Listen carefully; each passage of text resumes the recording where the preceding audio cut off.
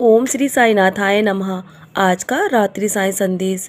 मेरे बच्चे, मैं जानता हूँ तुम्हारे जीवन में बहुत से लोग तुम्हारे अपने हैं जो तुमसे घृणा करते हैं, लेकिन मैं हमेशा तुमसे कहता हूँ, जो लोग तुमसे घृणा करते हैं ना, हमेशा उनसे दूर रहो और उनसे कभी भी तुम पलट कर घृणा मत करना, और ना ही कोई भी अपने मन में उनके प्रति द्वेष रखना।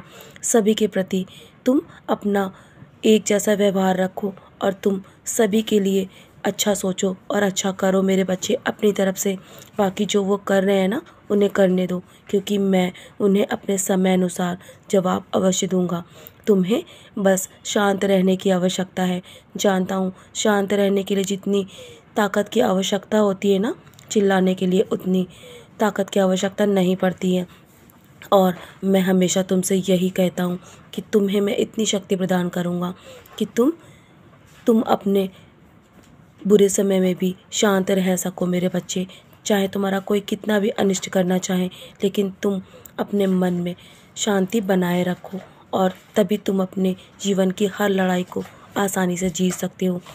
तो चाहे तुमसे कोई कितनी भी दुश्मनी रखे, कभी भी हताश मत होना। पूरे श्रद्धा भाव से मेरी ओर देखना। मैं तुम्हें सर्वशक्तिमान बनाऊंगा। तुम्हें सब कुछ मुझ पर छोड़ना होगा।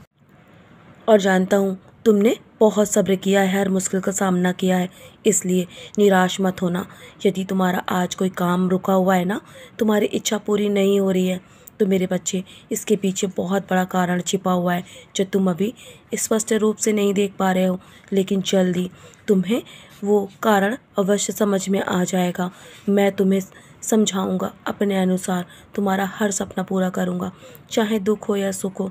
तुमने हर पल जब मुझे याद किया है ना, तो मैं तुम्हारी ओर दौड़ा दौड़ा चला आया हूँ। मैं तुम्हारी भक्ति और श्रद्धा से बहुत प्रसन्न हूँ मेरे बच्चे। तुम्हारी भक्ति और श्रद्धा का फल मैं तुम्हें अवश्य दूंगा। तुम सब्र रखो।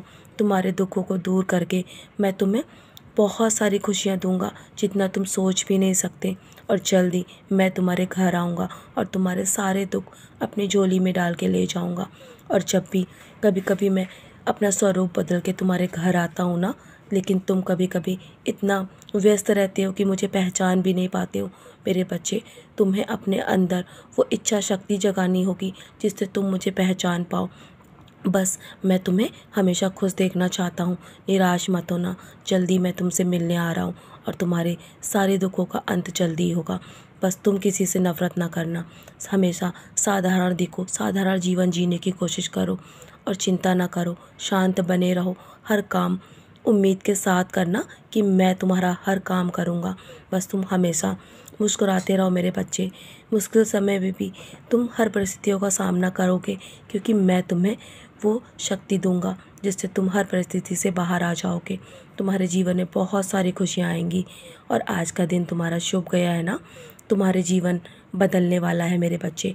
ये कोई संयोग नहीं है, मेरे कहे हुए शब्द है, और मेरे कहे हुए शब्द कभी भी असत्य नहीं हो सकते।